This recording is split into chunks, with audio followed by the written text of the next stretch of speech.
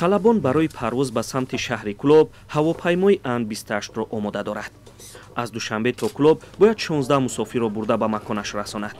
ин хатсайри ҳавоиро чанд рӯз қабл ширкати Тоҷик Эйр эълон кард. дар хабарномаи Тоҷик Эйр гуфта мешавад ки нахустин парвоз ба самти Кӯлоб рӯзи 15 январ сурат мегирад. дар фурудгоҳи Кӯлоб ҳоло нахустин мусофирон аз ҳавопаймо поин мешаванд. این خطسیری که نوی شده است ما باوری داریم که اولین نبوده خطسیرهای دیگری انمی بین شهر و ناحیه‌های منطقه کلوب و عموما جمهوری شده می شود که این در تطبیق عملی سیاست اقتصادی و اجتماعی دولت سهمی بی‌نظیر خود را می‌گذارد. طریق هواپیما از دوشنبه تا کلوب نیم ساعت راه است. اکنون با این هواپیما شرکت توجیک ایر در یک هفته 3 مرتبه باید به کلاب آید.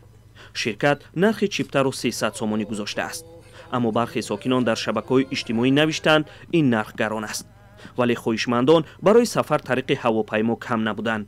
برخی حتی می‌خواستند خطسیر هوایی به دیگر شهر و نواحی نیز باز شود. امبولانس‌هایی که از سال 1991 مختم شده بود و همین را اثر برقرار کرد.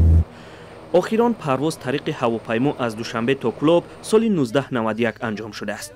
بعد توقف 30 ساله بار اول است که خطسیر هوایی از دوشنبه به کلوب باز می شود. در فرودگاه بین المللی کلوب مقامات هواپیما را با کرنه و سرنه پیشواز گرفتند.